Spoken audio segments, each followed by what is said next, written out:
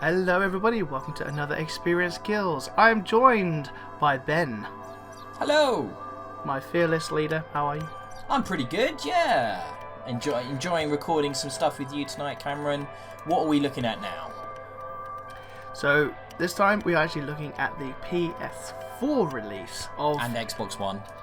And Xbox One release of oOo Ascension, or oOo Extension. I'm unclear of like which way round this is calling it, so I'm calling it oOo. It's a really weird name. It's like lowercase O, capital O, lowercase O, isn't it? I don't know how you're meant to pronounce that. Well, if you type something in all capitals, you yell it. So is it oOo? Yes. From now on, that is definitely the name of the game. Cool. Okay. Now, this is probably the first time that which you've been recording that I know of for me that we've both played the same game. I think it's happened before, but it doesn't happen as often as I'd like. But yes, it's kind of cool. We both had a chance to play this. It's like a little 3D puzzle game, isn't it? Yeah. I mean, it's I won't say a platformer because it's like really only like one platform to be on, isn't it? But it's a speedrun arcade. Space shooty racy kind of game, really, isn't it? I don't even know how to kind of explain that. Like, you pilot a little ship through a series of short, the difficult levels. The difficulty goes up exponentially, and you have to get through the levels as quick as time as possible. You can't touch any of the walls, any of the objects like laser beams and things like that. And I also get that 3 out of 3 stars, to get the shortest time possible. It's a puzzle maze game, isn't it? It's like what you remember those games you had when you were a kid, where you'd roll the ball through the maze, and then it would have to drop it through the hole at the end. It's kind of like that, but you can't touch the walls while you do it. So. Yeah, oh God, I mean, I can't play any of those games normally, but I can play this fine. But those handheld games I sucked at.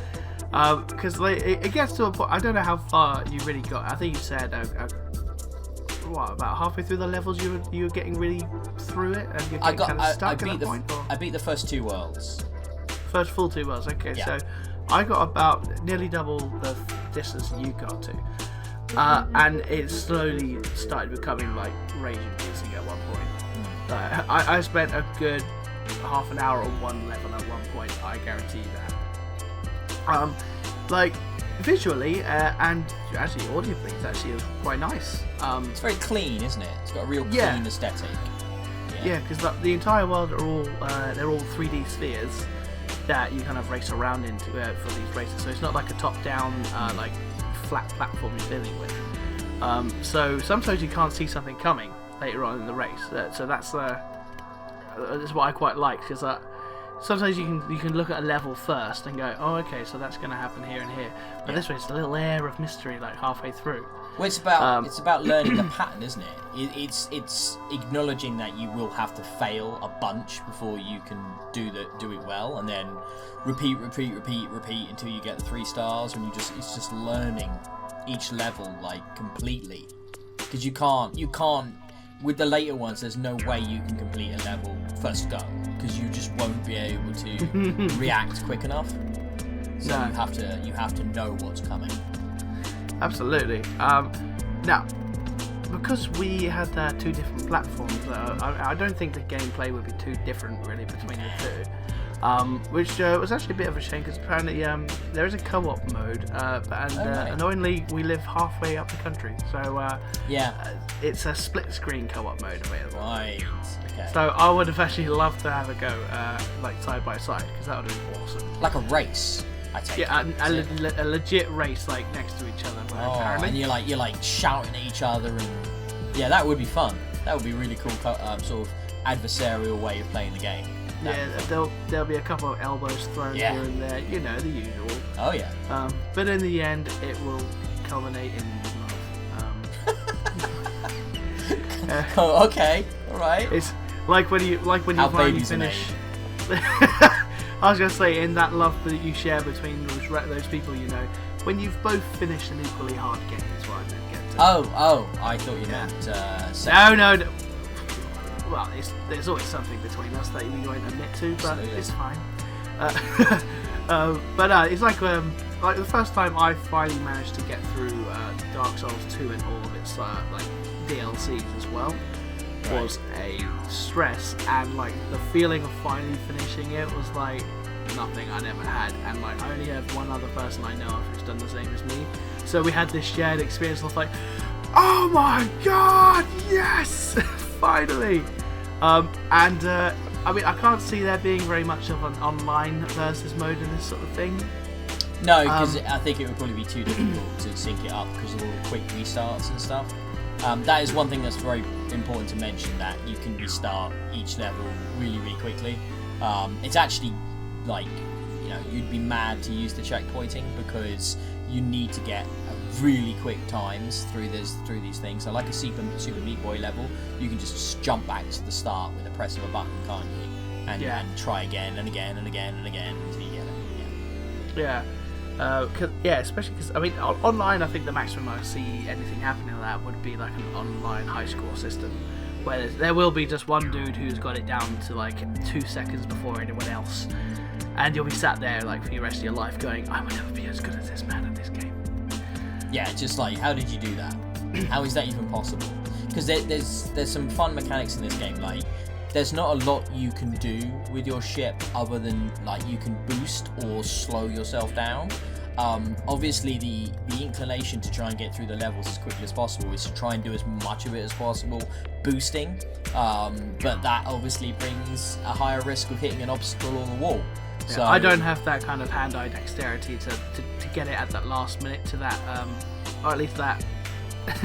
Like, there's a couple of levels like really early on, and maybe in like World 2, where you can just jam on the booster at one point once you've got used to the whole the scenario and stuff moving a couple of times. Yeah. Just to get those extra stars, but to complete the entire game with basically the right trigger taped down, like that's shooting yourself in the foot before a race. Like, there's no way I can do it. What I was trying to do, technique-wise, was boost and then slam on the brake, and like pull off the hard turn at the last second, and then boost again. That's kind of how I was trying to do it.